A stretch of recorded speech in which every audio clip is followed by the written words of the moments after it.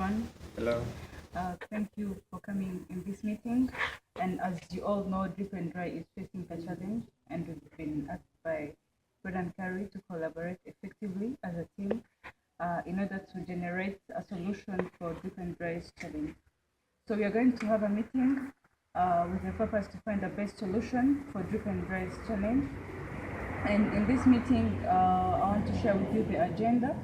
I will be discussing about the description of drip and dry's problem for us to have a common understanding of the problem.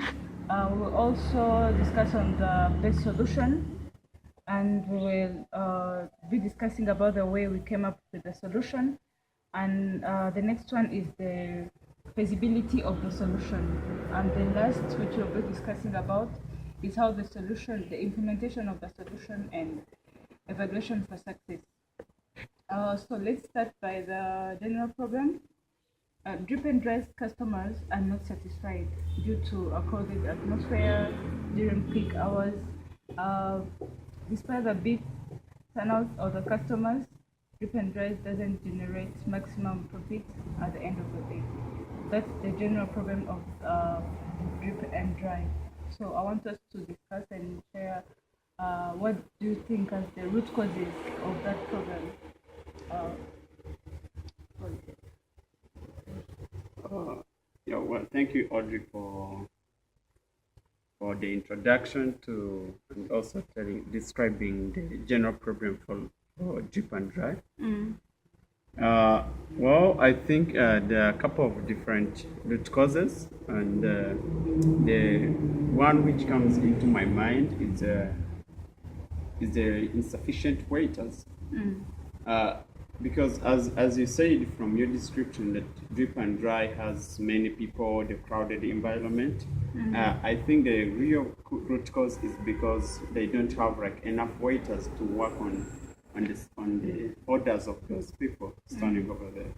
So I think that's the one. Maybe if I can try to brainstorm another one, I would think of like maybe possibly like the limited space for the customers. To me, I think that drip and dry doesn't have like enough space to accommodate their customers.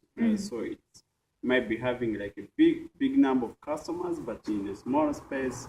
So that's caused such problems. Okay, Geofrey. In addition to what Geofrey has said of limited space, despite the space it has, it also has a problem of parking space. So the restaurant space itself it's small, and the parking space is also small, which clients have a hard time. They have a hard time to park their cars, so they can have something to eat. And a second thing I can brainstorm is that we have seen that Drip and Dry provides free internet, free wireless, and this sometimes can be an advantage and disadvantage at some point, because one of the problems that Drip and Dry is facing is that customers spend a lot of time at the restaurant yet not consuming, just enjoying internet. So I think the internet is also a problem, can be a cause of the problem. Thank you for all the suggestions or ideas about the root causes. I can also suggest that one of the causes can be like there is a noisy atmosphere, as it is there is not enough space. This shows that, and customers are many. This will create like a noisy environment in drip and dry. So I think we can share on the chosen solution or the best solution. But before, there are some of the solutions that everyone can think of. I can let you share with one of the solutions which you think can be. According to your description, you say that after all, drip and dry with so many customers, the business doesn't generate the maximum profit. So that's a real problem, and I think the best solution for that is to cut the wireless and doesn't make it fabric. because I think that even though the wireless looks like attracting customers, but it also contributes to the business. It does not generate revenue. For instance, if the wireless is given for free, as my colleague has said, then like many customers will come and use it and still doesn't buy. And if the purchases are not made, if the business doesn't sell, that means that the revenue also will not show up. So the solution is change the wireless and boost the maximum potential revenue. Thank you, Geoffrey. What do you think? I think one of the solutions that I can propose to the problem is to increase the space, because we have seen the restaurant itself doesn't have enough seats for the customers, and it also facing the problem because it have a limited space of parking.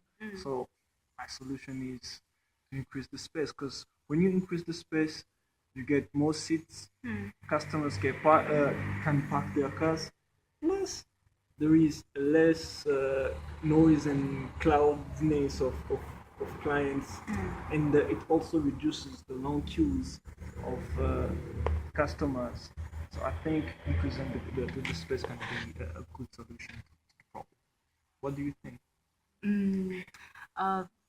From your idea, I think that's a great solution because if drip and dry will increase space, there will be more seats, and also the customers will be satisfied by the drip and dry service, because there will be no long queues and everyone will be satisfied who will be dining. But from that, I can also add something, which is hiring more employees. This will help to avoid the long queues, because there will be more waiters who will be providing products to the customers. From those proposed solutions, I think we have chosen one best solution, which is the solution of increasing drip and dry space, which will help to provide enough room for customers to interact and reduce the noisy environment. Can anyone share with us what you think about this solution? I think that's the best solution because we have seen that drip and dry not only lacks the enough sitting space for its customers, but also has the problem of parking. So which means that it's a huge problem of space, that it lacks where customers can sit. The environment is crowded and there's no parking space. So increasing the space would be the best approach, the best way to go over this problem. I don't know what my colleague thinks of this. What I can add to what you said, one of the drip and dry main mission and vision is to provide a relaxing place and a comfortable place for clients. So, and you cannot do it with the noisy atmosphere and the cloud space. So I think in order to go to the constraints of the drip and dry restaurant, I think increasing the space can work for them, because when they increase space, I think there will be a reduction of noise, and because there will be the place will be huge and can accommodate more the large number of drip and dry customers. That's great. We've already chosen the best solution. I want you to think of the process or the steps which we've been using when we were for us to come to the common agreement on this best solution. What I think first we've revised the drip and dry general program. So can anyone tell us the other step? I also think that we have brainstormed the solutions. So we went through the proposed solutions, and we go through them and we brainstorm what we think could be the solution to the problem. Okay. Me too. I think that since we've already brainstormed some of them, solutions.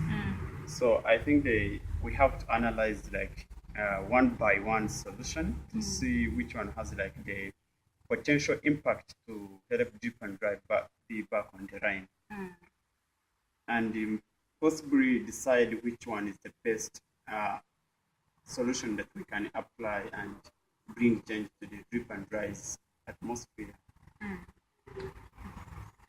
Thank you. As I told you, we're going to discuss on the rationale and feasibility of the solution. As we've been choosing the best solution, how is it feasible? How is it like? If this will be like this will be the best solution, or will it work for the drip and dry's problem? I think so. I think based on the budget given by Fred and Curry, I think they have given a budget of $38,000 and I think they can be enough and sufficient to either increase the space by renting or by purchasing a land, isn't it? Yes. Yeah, I think as Michael said, we have enough budget to do this. 38,000 USD. I think it's enough to make drip and dry expand its space. So as he suggested, we can either expand it through renting in the neighborhood or possibly purchase land and expand. What I can add on, as we'll be increasing space, we will be also solving the issue of parking area and sitting space. Everyone will be coming in drip and dry, will be coming and have a seat. And also will be providing a good, comfortable atmosphere for customers to interact. Also, we can think of the implementation of this best solution, the steps that we need to take so that we can implement this. The first thing which I think is to create a meeting to analyze that space, and that needs to be expanded. Yes, that's a good idea, and I also think that we have to set the budget. Yes, we have 38,000 USD, but we have to set the budget that is equivalent to the space that we want to increase, and also we have to purchase the tables and chairs for customers to sit on. Can you tell us about the evaluation? How are we going to evaluate if the solution is successful? Yes. In order to know how if the solution is being implemented, we need to send some survey and get response from clients if there is an improvement. Thank you for all your contributions. Thank you, Geofrey, for contributing on the discussion of how team solution will be implemented. Also, thanks for contributing on analyzing the rationale and feasibility of the